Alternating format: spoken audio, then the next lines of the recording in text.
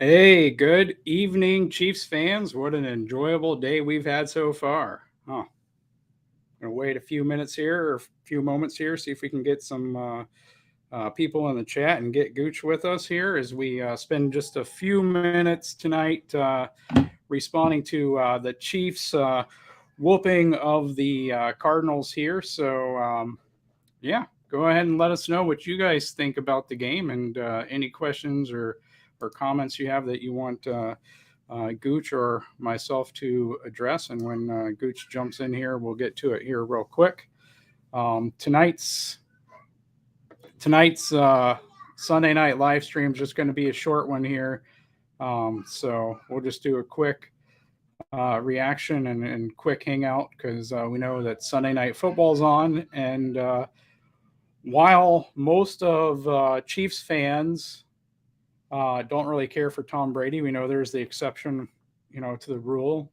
Every once in a while, there's someone who thinks that Tom Brady is a treasure, and so as a Chiefs fan, but for the rest of us, there might be some people who are antsy to watch this game just to see Tom Brady get hit or hopefully perform badly. So, not going to stay with you guys very long tonight. Here, maybe 15 or 20 minutes, and we'll hopefully get Gooch in here and get some thoughts on today's game. But we are excited. So, um, yeah, if this is your first time with us, go ahead and make sure you subscribe to us. And um, no matter where you guys are at, make sure you hit that like button as well. And after we're done here, drop a comment to the video, which will help us out on YouTube. And don't forget to check out some of the other Chiefs channels out there as well, because there's a lot of great ones. We don't,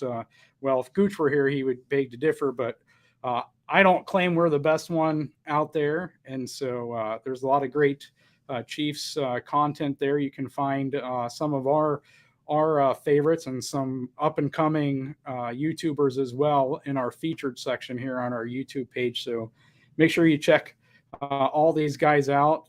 People like Schmitty and Cody on All Chiefed Up. Friend of the channel, Jaden Lawler, just started a new Chiefs YouTube podcast, whatever you want to call it, TPT Chiefs channel or something like that. And that's on there. And there's a few other ones out there as well. Of course, we have old friends as well, and Thunder Dan 88 and Dan Andrews, formerly of the Dan Show. He renamed his channel to Dan Talks Football. Big Chief Sean, lots of great YouTube content out there. So anyway, with that said, Oregon is with us.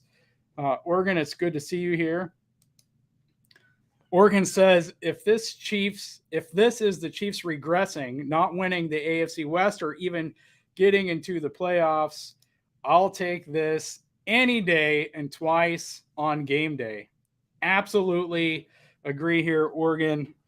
This was now, granted, Arizona was without J.J. Watt and there was no nuke on the offense.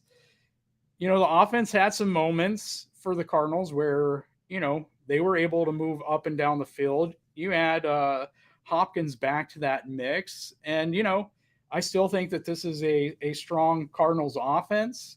Be interesting to see how good the defense is. I know they were missing JJ and a couple other players.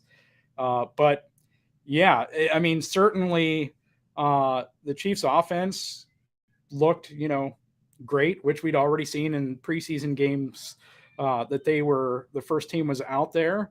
And the defense didn't look bad either. And, I think that Karlaftis, I think when he's going up against a quarterback who's not as quick on his feet as Kyler Murray, and Kyler's also pretty good against the blitz, maybe not completely in this game, but he definitely had his moments. So I think you give him a quarterback who's, just a smidgen slower, and I think he would have had a sack today. So, I think we all see, the hustle is going to pay off. Lots of bright spots on the defense, overall. And the second team got some experience. So real regular season gameplay for these guys. So that's always a positive, when you have an opportunity to do something like that. Scott Providence is in the house. Hey, Scott, good to see you. So Scott, Oregon. I don't know about you guys, but it's been starting to get darker later here, but or earlier here, which kind of I don't know, it's really weird to me, but seemed like we had like a 30-minute jump, which kind of sucks. So waiting on Goose to see if he jumps in here with us to give his thoughts. I'll tell you mine.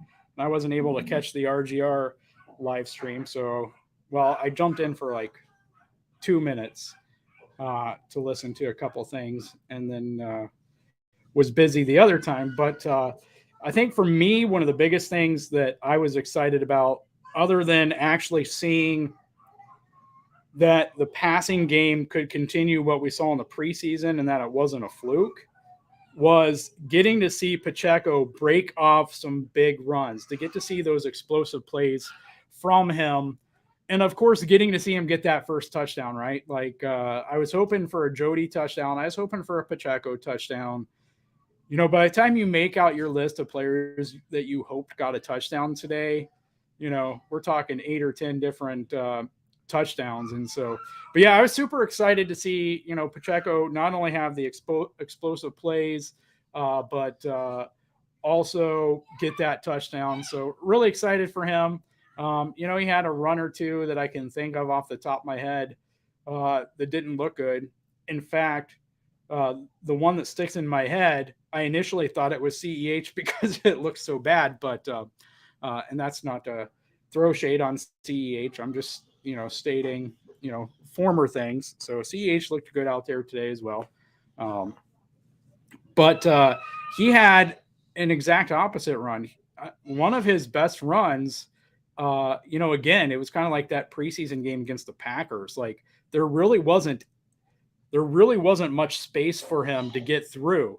It's like, sometimes when if you've ever went into a cave and you get some of those tight corners, one of his best runs, he was slipping through a crack, literally between the offensive line and defensive line there. So, to me, I loved that run from him, and I'm excited to see what he does with a great coaching staff. And that's not to take away from Greg Schiano, but a great coaching staff, a great offensive line. The kid is hungry. He's a worker. He's dedicated. I think he's got loads of talent for us to unleash. And so, Gooch has predicted that he's going to be your starting running back by midseason. And at this point, I can't fully argue with him on that one. I see we got some more people jumped in here, including one of my kids.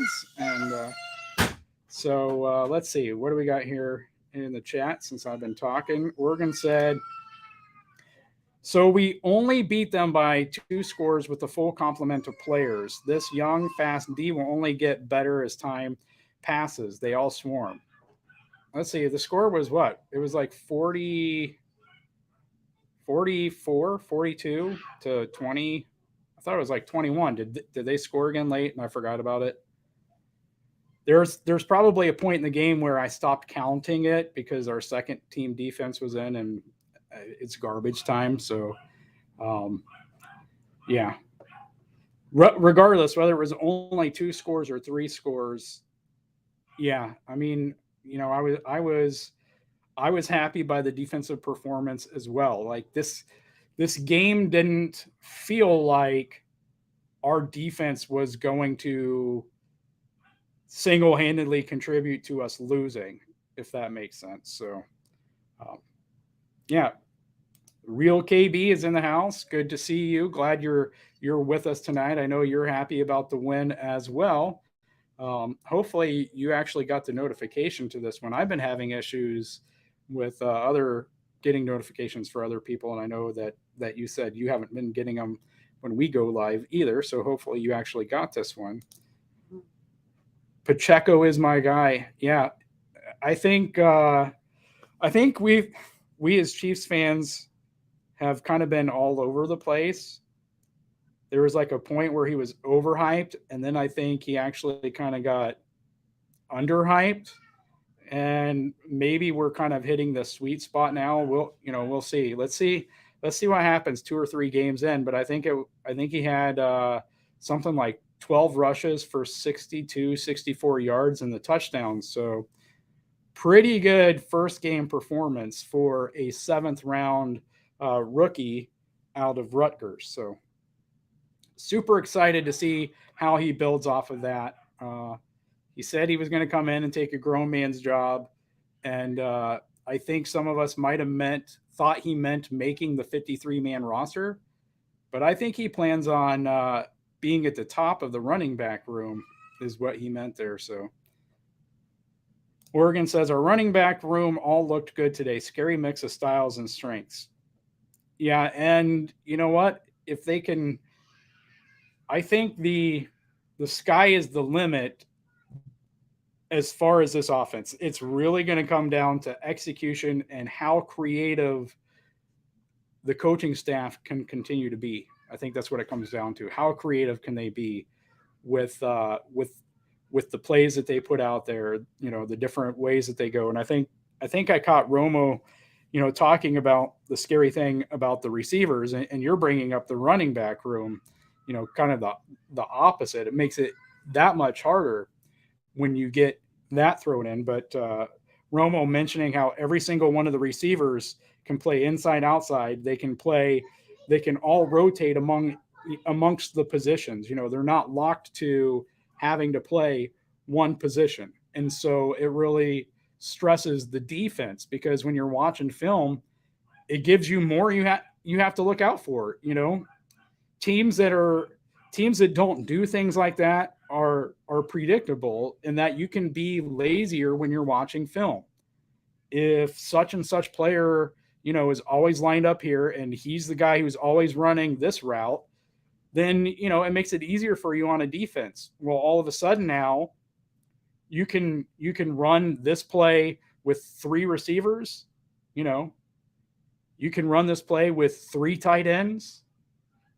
And to me, the 3 tight ends in and of themselves make it that much harder, because you can run all day long out of 3 tight ends, as long as they're good, as long as they spend the time that they need to with Jason Dunn, who we got to get a part of Travis's tight end university. Like, you guys got to take advantage of that, because I know Travis watches us. I'm kidding, but Travis, I did try to wear my mustache last night. My wife told me no.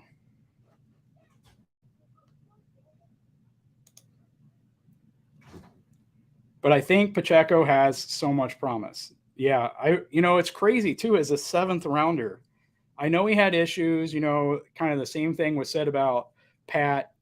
And I don't want to make that direct one-to-one comparison, but Pat went after other quarterbacks because scouts and teams, looked at the things that he needed to correct, and that's kind of what it feels like with Pacheco. Like, you kind of overthink things sometimes, and you don't look at what the kid can do, where the kid has natural talent, where he has the ability, what he's already great at.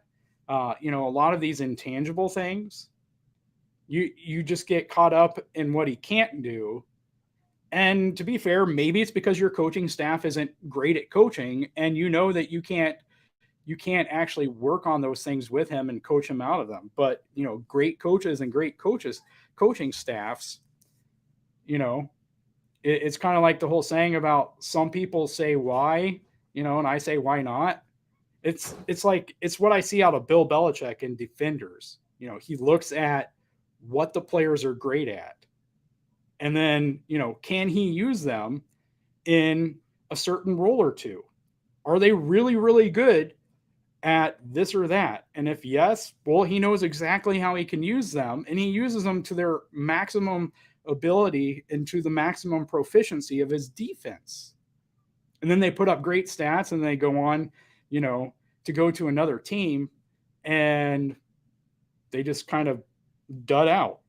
I had when I was younger, one of my friends, um, one of his cousins was a stock car driver. Town I grew up in, we had a half mile dirt track. One of the biggest ones in the state, and there was a guy who always had a car faster than everybody else's cars. Well, depending on what place you came in each week, you got a certain amount of points. And once you got a certain amount of points, you could claim somebody else's engine, which, you can imagine how frustrating that is. So people would claim his engine, you know, every season, at least once. It didn't help them. Like, I don't know what he was doing. I don't know if he was doing some, under the table, under the hood stuff or what, but it didn't help them. They didn't know how to use his engine the way that he did, And I know some of those old school mechanics out there, they know some tricks of the trade, and in every profession, people know some tricks of the trade. And so that's kind of where it reminds me, but I'm rambling here. But yeah, I just feel like Pacheco, teams looked at what he didn't do well and what he needed to get coached up on. And I think somehow they just really overthought this, where the Chiefs looked at all the things he did well, and they knew that they could fix the things that he wasn't doing well. And I don't want to say Gooch is right, because then it starts to go to his head, but Gooch might be right on this one. Oregon said, no, you said we beat them with a bunch of their guys missing. Still would have beat them by 2 scores if Cards had a full complement of players. Yeah, I think it's possible. DeAndre Hopkins is a really good receiver. So, I don't know what that would have, how much harder that would have made it on our defense, because, Brown did get free. And that was a beautiful, you got to give Kyler Murray and you got to give Marquise Brown credit, for a perfect throw and a perfect catch on that one touchdown there. And I think it was Frank Clark that put immediate pressure on Kyler, and he still got off that perfect pass, and Brown still made a perfect throw or catch. You put DeAndre Hopkins out there, and does he get way more of the attention? And does that allow Brown to score more? So I'm not willing to say that, because I have to see it, and I don't know, because we all know how much a good receiver can impact that. Like, let me put it this way, and it's nothing against, I love Byron Pringle, don't really care for D-Rob, but I love Byron Pringle. If we had kept Tyreek and we still went out and added Juju and MVS to replace D-Rob and Pringle,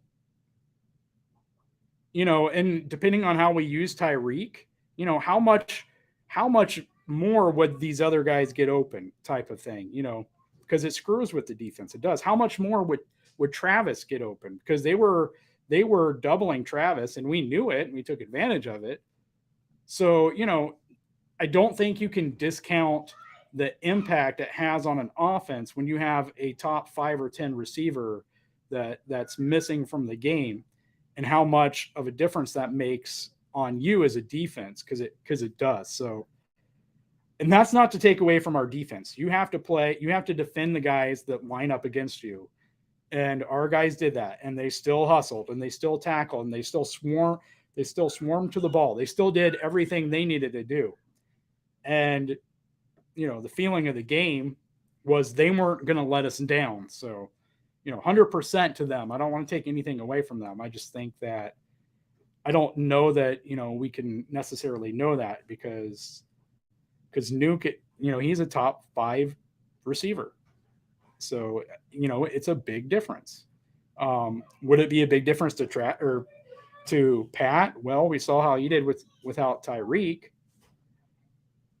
But again, what could he have done if he had Tyreek and we still added Juju and MVS, and had Sky Moore and McCool out there. So it's, the woulda, coulda game. We don't know. Yeah, real KB wants you guys to know, always been on the Pacheco train. Highs and lows. No, seriously though, because I know I'm more skeptical, right? I needed to see it. I said in the preseason I needed to see an explosive run from him. The first two games we didn't see it. We saw it preseason game number 3, right? And then I wondered, if we just ignored trying to have a good run game the first two games, because seeing the adjustment in the passing game, seeing if that worked was the most important part. And then we get to preseason game number 3 and we're like, well, we gotta see our running game, because we have to evaluate, which of these guys we're going to keep and get rid of. So, but yeah, Pacheco, everybody, it was good to see the run game. And even when Trey Smith was out, it dropped off a little bit, but, not fully and not the whole time afterwards. So Fortson is a weapon. Absolutely. And I picked him up on my fantasy football team in the RGR league, and I didn't play him today. I did have him in my lineup. I took him out. Don't get mad at me. The reason I took him out was because this is how I think. If I kept him in, I was sure that we weren't going to use him at all. And I thought, if I take him out, he'll get a touchdown. So you can thank me for the touchdown. I don't know what that means for me, because if I play this game every week, then he'll just sit on my bench every week. But I'm taking credit for that touchdown because I didn't play him. And so, yeah. Scott says, how soon will they clean up the bonehead plays, the burn timeout? Yeah, I can only think of one timeout in the game. And granted, I missed part of it because CBS is stupid. If you're talking about the one I'm thinking of, it was like third quarter. I think only like 4 or 5 minutes or 6 minutes had went by. It seemed like it was like pretty much the beginning of the third quarter. And if that's the play you're talking about, I don't really know what precipitated Pat calling it, other than, he didn't like what he saw. And if that's the case, then, I'm okay with him taking the timeout there, as opposed to trying to force something he's not comfortable with. But I'm not really sure if we're talking about the same play or not. So Terrell Owens was a 6th round pick for the Donkeys, so why not a 7th round grown man named Pacheco? And yeah, I mean, it doesn't matter what round you come from, right? Priest Holmes was undrafted. So you can find guys everywhere. So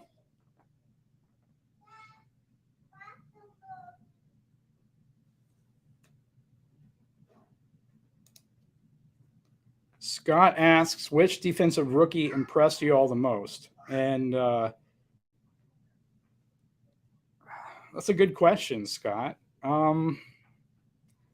Watson, I think the one play that Watson had looked really good. If you know the one I'm talking about there, I thought he had at least one play that looked really good there, and kind of what I felt was kind of a crucial moment. If he hadn't gotten the pass breakup there, it felt like Arizona was going to march down and score and, make it a tight game at that moment. But, it was nice to see George out there. It was nice to see that motor running the whole game, getting pressure up. And he had a really crucial tipped pass there as well.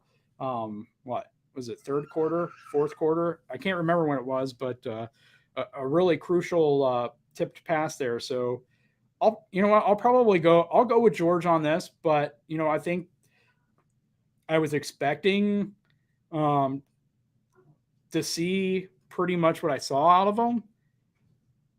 the secondary, you know, I think was always kind of the thing that made me nervous. You know, I'm kind of distracted when I watch games because I have the kids running around, but kind of the opposite end, I don't really remember uh, Brian Cook being on the field. I don't know. I didn't remember seeing him or see his name called or anything, which isn't necessarily bad, but yeah, I don't know. You guys tell me. I could have missed him there. Like I said, I kind of get family kind of distracts me when I'm watching, but we have fun. So Oregon said Juju carrying the ball like D Rob was hoping he had left his fumble issues behind at Pittsburgh.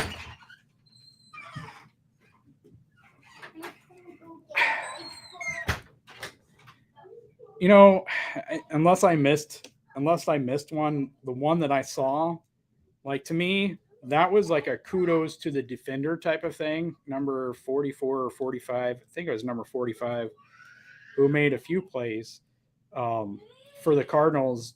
Just a great hustle play to chase him down from behind and get that ball punched out. Like, you know, you're running, so you can only do so much. Um, and Juju still, you know, he still had grass in front of him, so you know he's not going to be holding on to the ball with both hands there. So I'm not 100% certain what he could have done better there on that place. Sometimes it's just you got to tip your hat to the defender. Some of these fumbles are fluke fumbles, and then some of them, you know, and maybe I need to go back and look at it. You know, I don't remember it looking like LaShawn McCoy, you know, with the ball out there, all ridiculous like. But I could be remembering wrong there. So you know, um, yeah, I don't know. I'd have to go back and look at it, but you know, to me, it didn't. Whatever it was, it didn't stick out the way that Shady carrying the ball did. But yeah, hopefully, whatever it is, you know, they get it all cleaned up and handled. So all that matters, as Scott said, is to protect the ball. And yeah, I mean, the good thing about this is, well, the bad thing is they only have a few days before they turn around and play the Chargers. But you know, the good thing is they'll watch the film and they, you know, they've got game action, real game action, and they can continue to work on it and improve on what they need to improve on. Wink, it's good to see you, and I see Holly has joined us as well. Should have had two hands on it at impact, but really good defensive play. If we're talking about Juju, we must be thinking about different plays, because the one that I was thinking of and the one I was talking of, the defender actually ran up behind him as he was running down the field. So there wasn't any contact, you know, for him. Like, he had no idea there would be any impact. But maybe we're talking about a different play that I missed. So, you know. It looks like Gooch is going to join us here for a few minutes right here at the end. Gooch? Keys. Gooch, I'm going to hit one comment from Holly, and then we're caught up here. And then if you want to give us your impressions on today's whooping, we'd love to hear them. Holly says, hey, so much activity, I forgot how crazy it gets on the YouTube during regular season, but hi. Hi, Holly. Well, I could be remembering it wrong, Wink, but the one I'm thinking of, he was running from behind him, so I don't know how I would have seen him. But yeah, I could be remembering it wrong. So anyway, Gooch. my thoughts. It was a very efficient day from Patrick. Footwork still needs, man.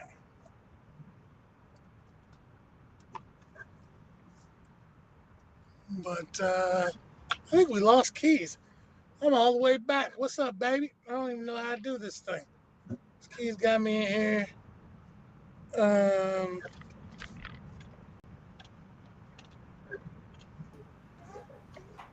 I think it was a really efficient day. I think 5 touchdowns, 5 tubs is a good way to start.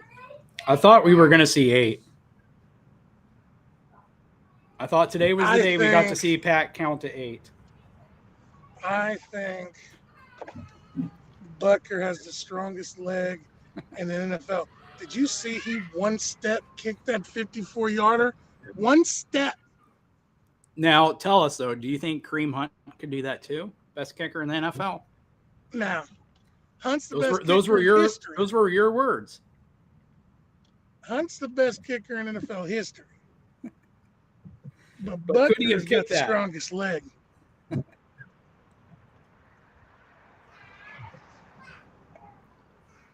Juju played well today. I think Mahomes hit 8 different receivers today, which was, before Tyreek was Tyreek, that's what he was doing on a regular basis. I think he took what the defense gave him. I think Andy legit is rejuvenated because that offense, although a lot of it was familiar, some of it looked fresh. Um, it's probably the most fun I've seen. I've seen them having didn't seem like business as usual. I think Andy beat the brakes off of him. I don't know what he had this morning, but he needs to eat that every week because there was no. I mean, we ran the ball, but not a lot. But it wasn't like, oh, 3 yards cloud of dust, let's punt so we can run the clock off. Like he legit was wanting to put points on the board.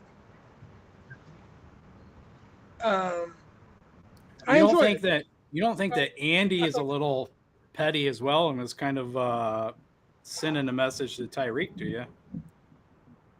Even a little well, bit? see, Andy is super nice.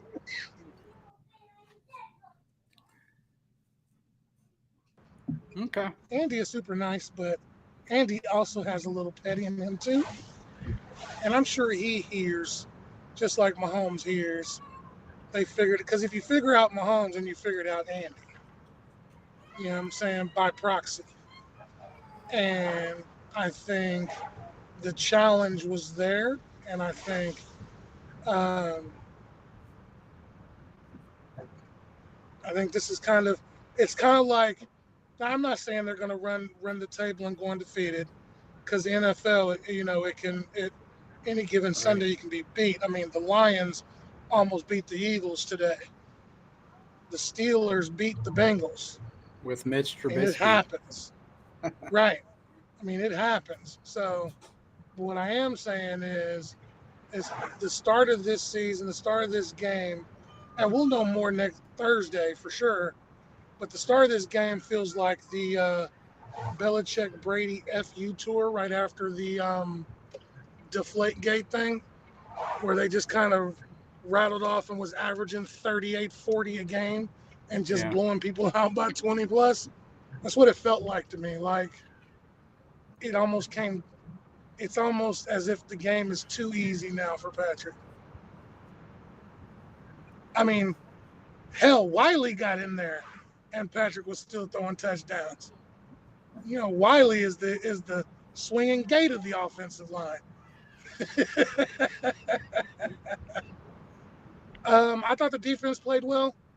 A couple of hiccups here and there, but they look uh, as good in regular season as they did in the um, sporadic vanilla defense they played in the preseason. They looked fast. Um, Obviously, there was some mistakes, but you're going to get that out of young kids. But they looked good. I think overall, if I had to grade this game, I'd give it a B. B. Tough grader there. What would you have needed to see to bump that up to like an A minus? I'd probably like to have seen the clamps kept on the offense, theirs on the offense a little more. I think whereas Andy kept his foot on the gas, either the boys got tired or Spagnuolo took his foot off. But even if they're garbage time TDs, they're still TDs.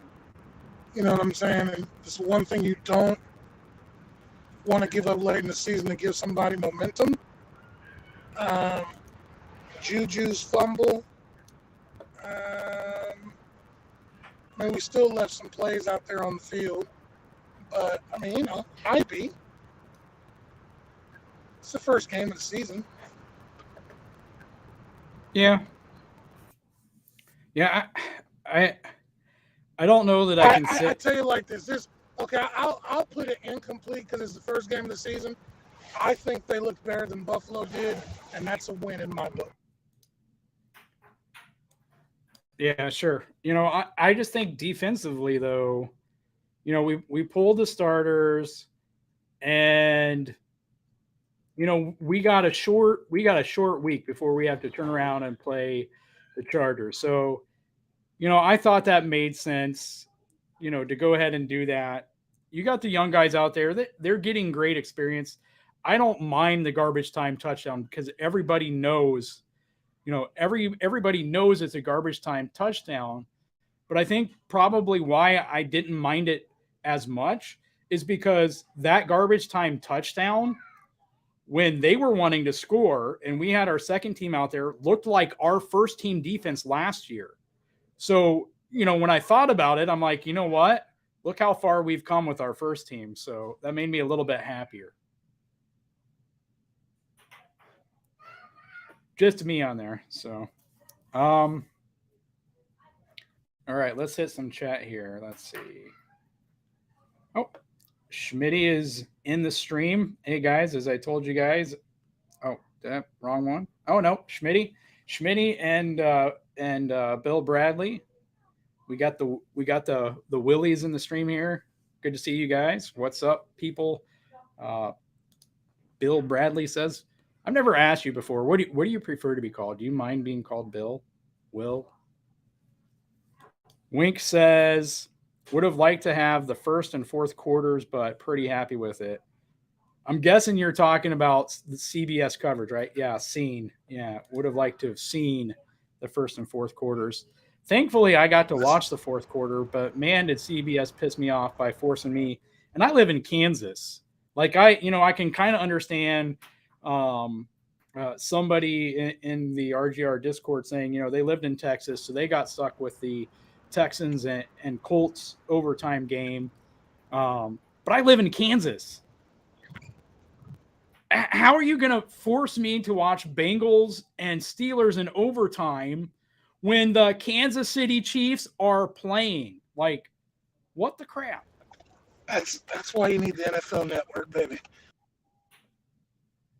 What are you talking about? I have it. Watched the whole game on the NFL Network. Didn't miss any of it. Yeah, but you were what? Probably in New York? Yeah, it was. Like, if I tried to pull it up, they would have had it blacked out for me, right? So, like, I only had one option. Unless I guess that, you do all that fancy. Well, the thing is stuff. like, yeah. I know they kept trying to force me. I got all the first quarter and most of the fourth. I think at the end, they forced me to the Giants game. But that was good, too. Like that was a good ending, too. Yeah, I'm just... week one is always weird.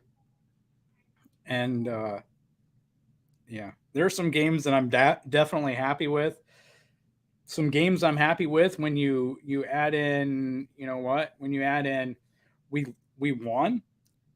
Those other teams winning just makes it like that much better. So, yeah. So Schmitty is with us, guys. Please make sure you go check out. Man, I'm always paranoid now. I'm going to mess it up, Schmitty.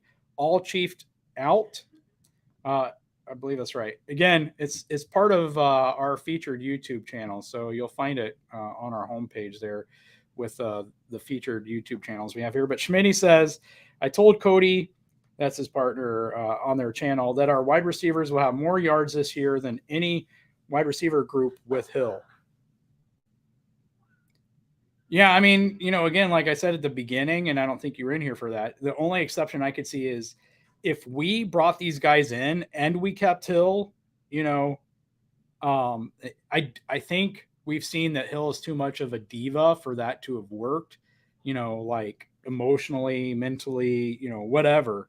But if we had kept him and then added these guys instead of upgrading over Robinson and Pringle and Fountain, and Josh Gordon, I think it would have been, even that much more unstoppable, but this works. So, it's not like I'm knocking it.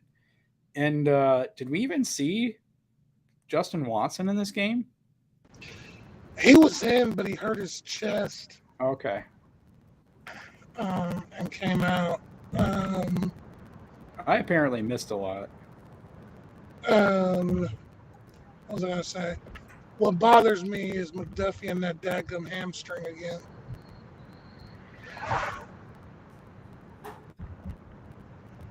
Yeah, I think I missed a lot. That's all right.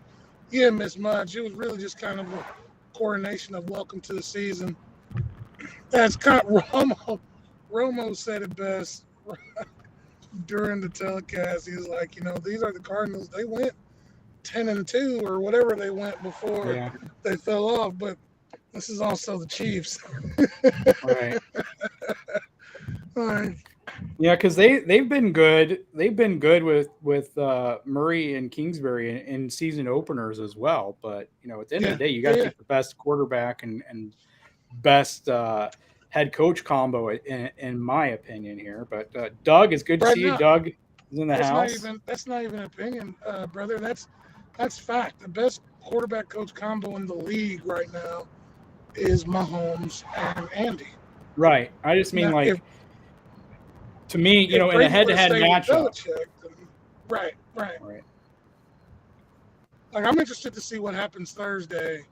I hope Mahomes saves some of those TDs for that game. Hey, if that's the game where he counts to 8, I'm fine with it.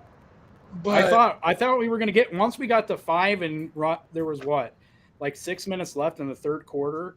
There's part of me that's like, Andy's going to run out the clock. But then there's another part of me. It's like, you're so close and you have 21 minutes left. Go for it. Get those last 3 so Pat can count up to 8. Just get it done. First game of the season.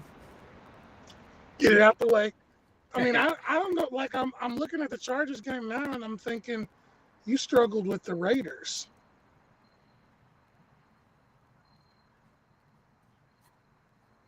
Right. Now you've got a bunch of young kids with confidence and an all-world offense coming to your stadium on Thursday. Wait, are they in Arrowhead Thursday? Yeah, it's our home opener, I believe. But you got these kids who have confidence now. You know what I'm saying? Like, preseason's preseason, everything's vanilla. Queensberry, for all the crap that I give him, is an offensive mind and is really good at the offensive side of the ball. There's no disputing that. So for these kids to hold his offense, which, runs the points up where they can score. I mean, yeah, you're missing D-Hop, but D-Hop wasn't the only offensive weapon they had. You know what I'm saying? It's like, if you can hold Kingsbury's offense, now you're going against Herbert. I mean, you got confidence now. So nothing in the world beats confidence and momentum. You know what I'm saying? Thornhill looked like a beast. He looked like rookie year Thornhill.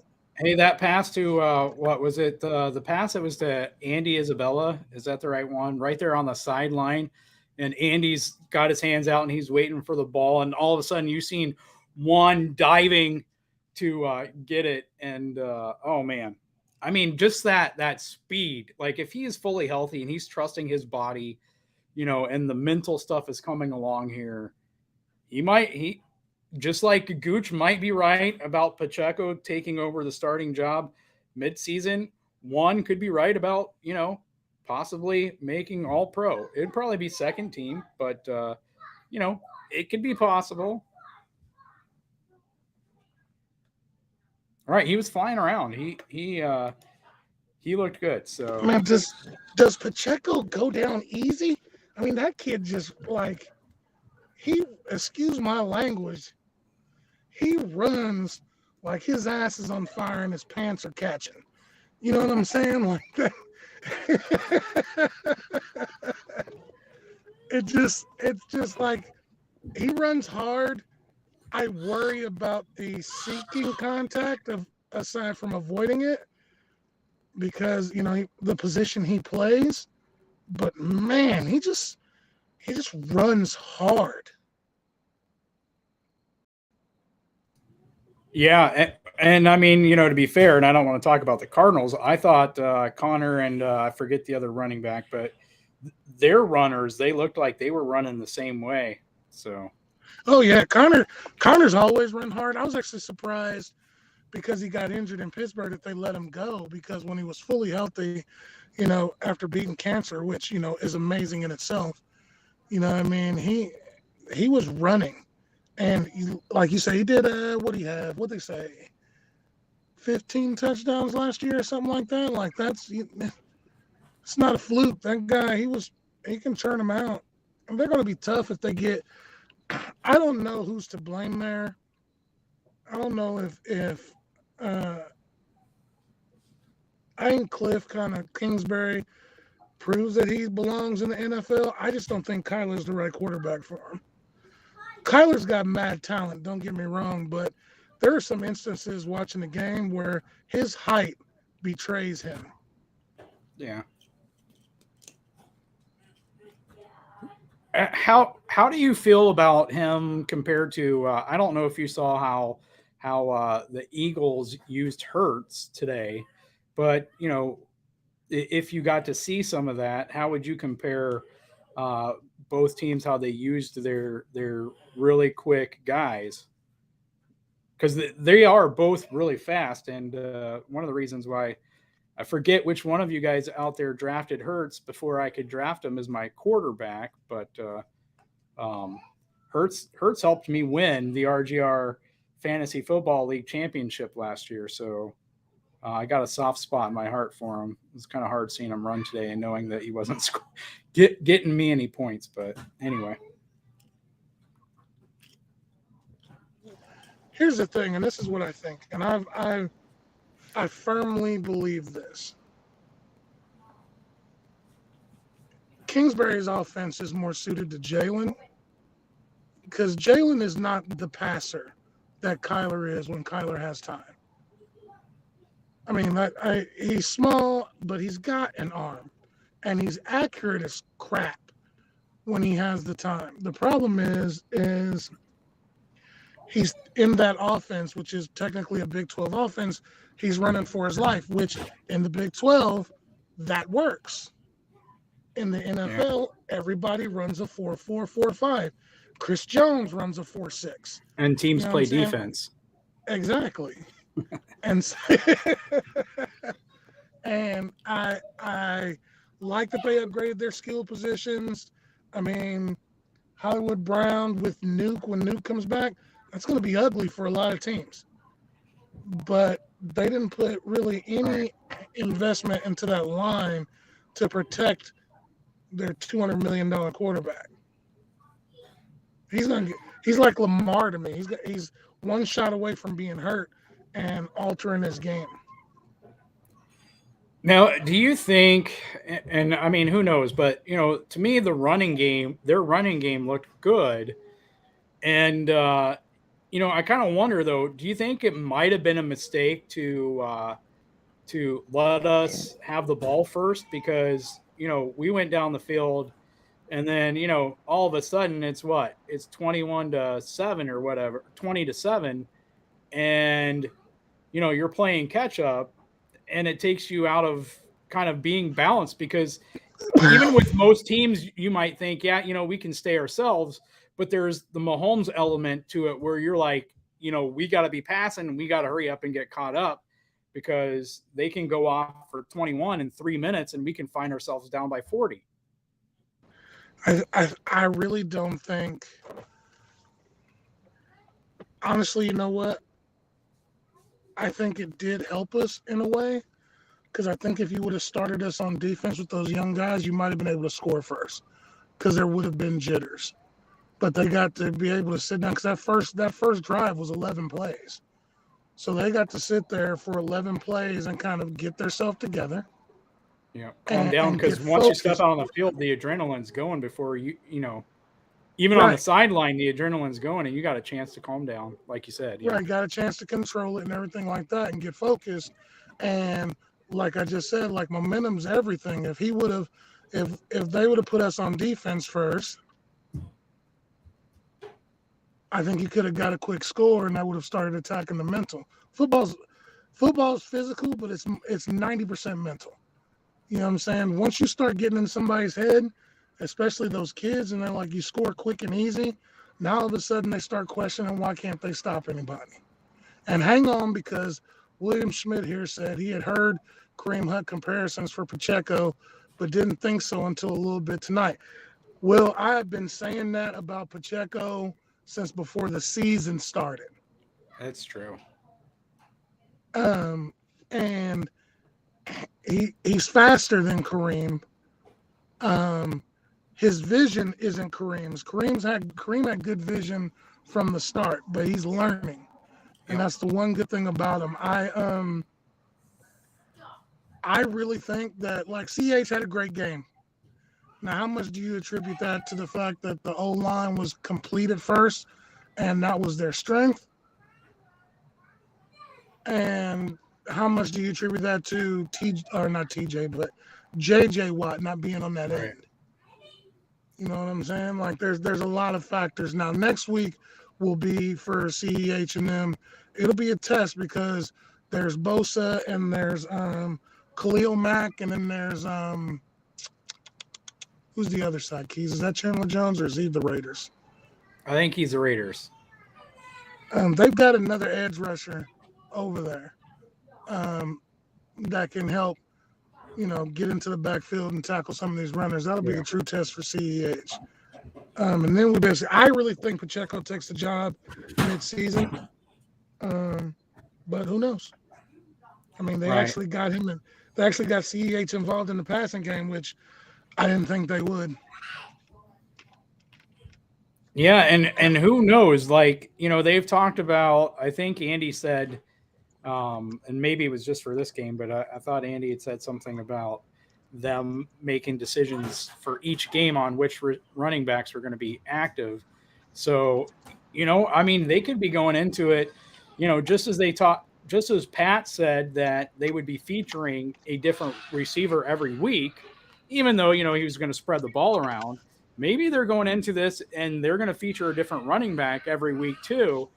And, the first 3 weeks, we see a different first 3 or 4 weeks, we see a different running back featured, so that when opposing defenses watch the tape, they don't know which Chiefs offense to expect each week. And that's a good point. And I noticed that they, and with you saying that, like, I noticed that Rojo was inactive, but I bet you dollars to donuts when you face a team like the Bills that rotate whole defensive lines, that Rojo's going to be active for that game. He's going to be the battering ram. Like, defenses like that is when Rojo will be active, because you can start wearing everybody down. Because I have family that play, and they tell you, when you have to keep tackling somebody, it's like tackling Derrick Henry unless you're Nick Bolton. How many times do you really want to hit that guy or be hit by that guy? I mean, unless you're Nick Bolton, who put Derrick in his place. It's interesting. Like it's almost like everything's by committee. Running back by committee, wide receiver by committee. I mean, he hit 8 different receivers, and Kelsey still got his hundo. Right. And Schmitty might be right here. He said the way how they look today, they may feature a different weapon each quarter. Yeah, yeah. Oh man, I mean you because when you were talking earlier about Patton and you were talking about Andy looking revigorated, like the one thing that has gone through my mind is just like in life, we don't like to have stress in our lives, we don't like to have drama in our lives, but there's an extent to where those things help motivate us, they help give us some juice. The problem is when you constantly have it, right? And so I'm not saying we didn't have it last year. If we did, it was probably on the defensive side, stressing, the offensive side out. But I think you're right in that with Tyreek being gone and everything out there was an extra challenge. I'm not saying necessarily complacency before, but, kind of peace and, calm and stuff to where there wasn't the stimulation, the mental stimulation going on that there was this off season. All of a sudden it's like the juices start flowing. It's, the last 5 minutes now I've had Waterboy references go through my mind. You were talking about the mental part, and you see that in the Waterboy. Yeah, it's a comedy, but you still see that in the Waterboy, the different moments where they highlight how big the mental part is, whether you're a player or a coach. And I was thinking of that, but then I'm also thinking there at the end, where Henry Winkler's character, all of a sudden, he gets his inspiration back, and then he pulls out his notebook and he's writing plays. And that's how I think Andy was this offseason after they got rid of Tyreek, and he starts dreaming up, what this offense is going to look like and what it needs to look like. So, well, and that's actually kind of a good comparison there, Keys. I'm gonna give you props for that. But also too, see you, Scott. Also too, like these are the world is filled with alpha males, but the NFL is a sport where everybody's an alpha male, even the coaches. And as much as Andy does subliminal or veiled, I paid attention to that in his press conferences without really, I mean, how many times do you think he heard from everybody across the country, oh, the Chiefs offense is going to take a step back. Without Tyreek Hill, what's this offense going to be?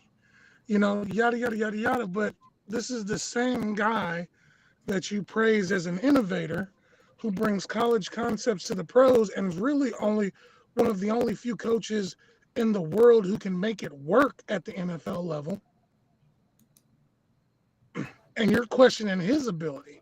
The man who's done it for 20-something years, 2 different franchises, 100 wins at each, which 100 wins, period, is hard to do, but 100 wins with 2 different teams, and he has to hear you talk about, oh, without Tyreek Hill, Mahomes is going to take a step back, which is basically saying without Tyreek Hill, Andy Reid's offense is going to fall off. And I think he hears that, and I think he pays attention to that. And like you said, he went into the lab, and he just started writing stuff down. And he's like, in his mind, I guess, and I would assume, because in my mind I would be like, oh, you think I'm going to fall off? What you don't know is that I've actually got the perfect offense now, because now my quarterback's not relying on one guy. Now I don't have to draw plays for one guy. Right. You know what I'm saying? It's like, and then you just sit down and go to work. I think he even said in one presser that he dusted off some plays that he hadn't used since he had Tyreek. You know what I'm saying? Went back and found some stuff that would work.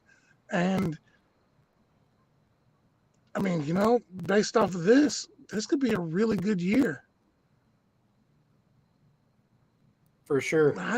I'd be scared of the Chiefs. Somebody put a meme out. I have Bleacher Report and the NFL Network and all that. And somebody put a little meme or GIF or something, and it was a wrestler standing over the Undertaker, and of course on the wrestler they had the NFL, and on the Undertaker was the Kansas City Chiefs logo, and the NFL is saying stay down, but the Undertaker keeps sitting up. You know what I'm saying? And I was like, that's kind of the perfect analogy for these Chiefs. You don't think Andy's got a little bit of petty, he doesn't let you see it, but Mahomes is all petty. You know what I'm saying? Even Bieniemy, I don't know if you probably didn't see it because of CBS, but there were several times they cut to Bieniemy, and he had a little smirk on his face like, told you I was going to kick that ass. But it was almost like he didn't realize the camera was on him, so he had this like little devilish smirk, and then he straightened up real quick. You know what I'm saying? And that's what I like seeing that. You know, they're back to having fun. I think, and I'm really going on a tangent here, I think the loss to the Bengals woke them up.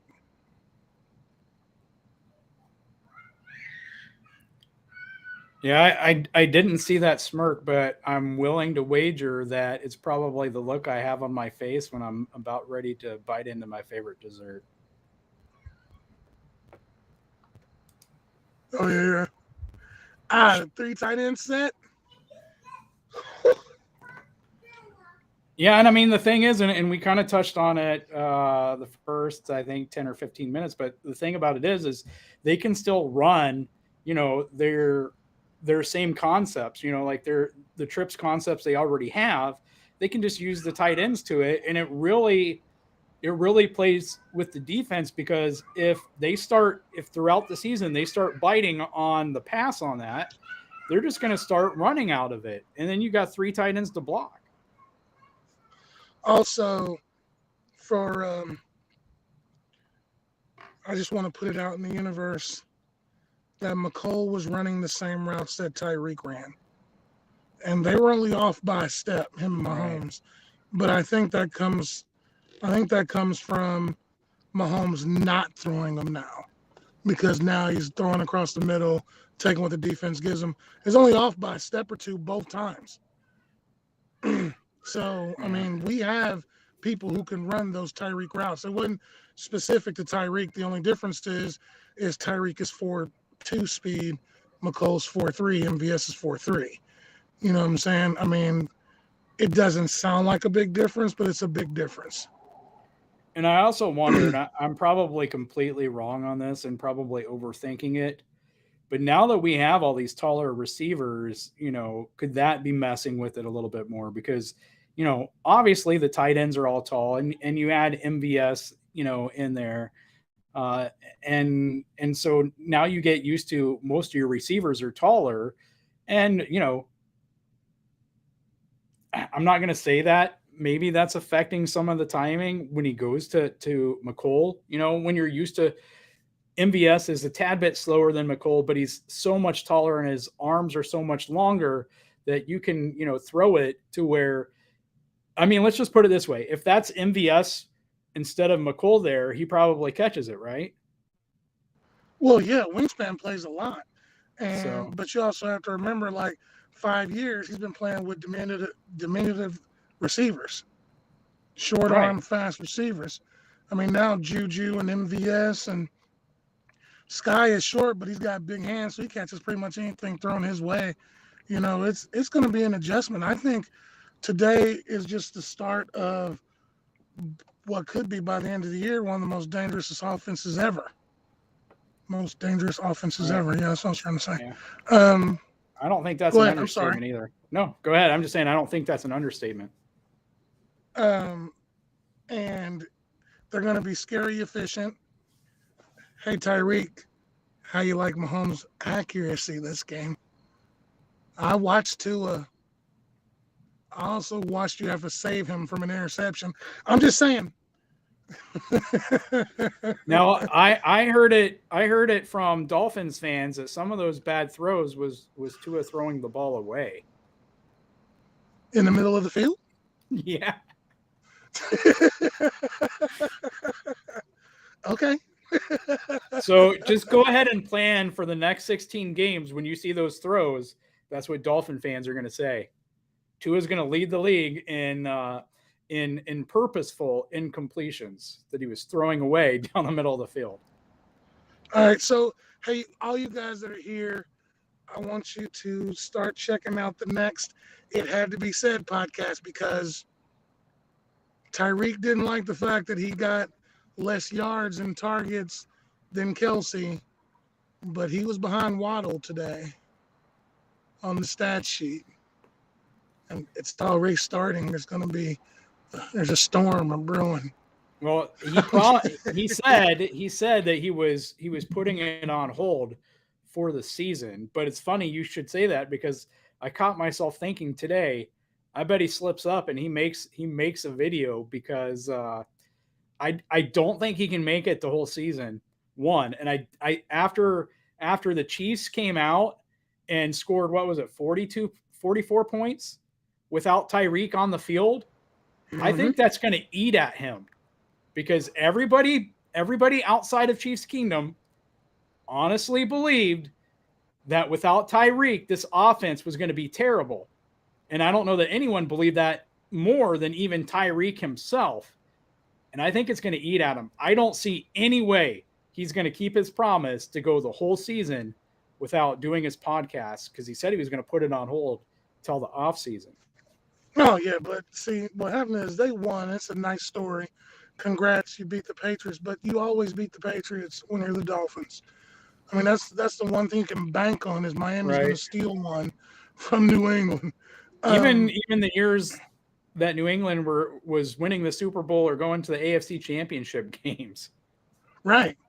But then they're going to look and be like, well, let's see how Mahomes, because it's going to be all over TV. Let's see how Mahomes did without, because, they got to replay it.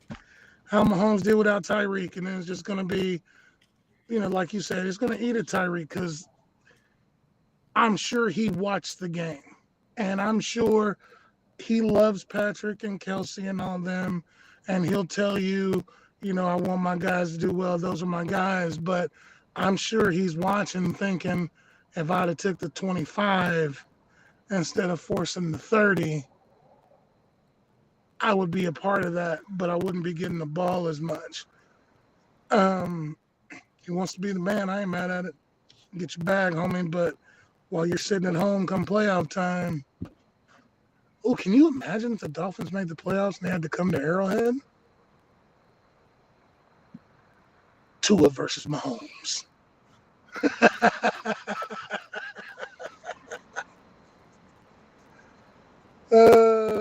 Shoot.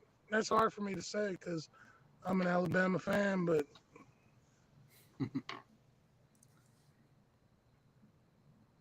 well, that's the thing about being an NFL fan. It forces you to put NFL loyalties over college loyalties.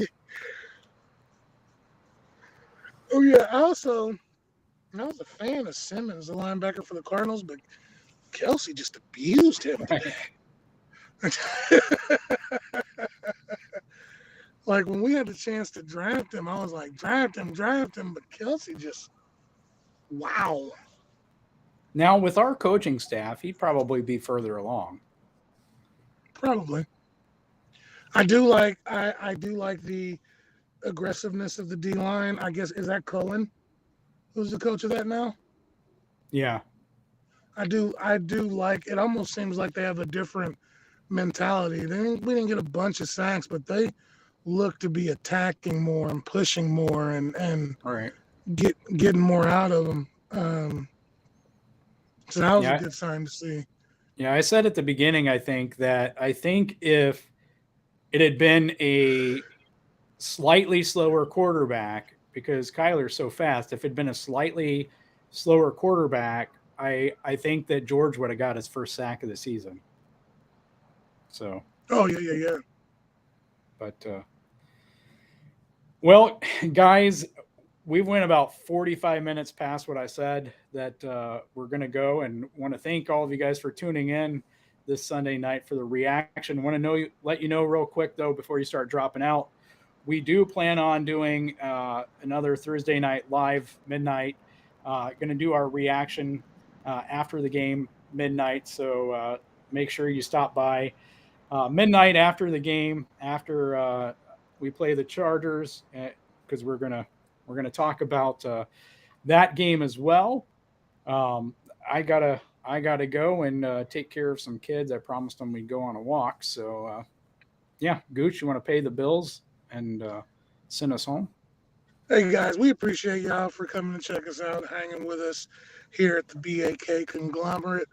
There's no Aaron today, but we want to send him send him some prayers and well wishes. Got a lot going on with family and stuff. So Aaron, you're always with us, brother. Make sure you tell somebody you love them, because tomorrow's not promised, and it's best for you to tell them now before you don't get a chance to. I'll see you guys in the next one. Appreciate y'all. Yeah, thanks everybody. Peace out. You got your team, and we got a kingdom. Ready for war, we score and win.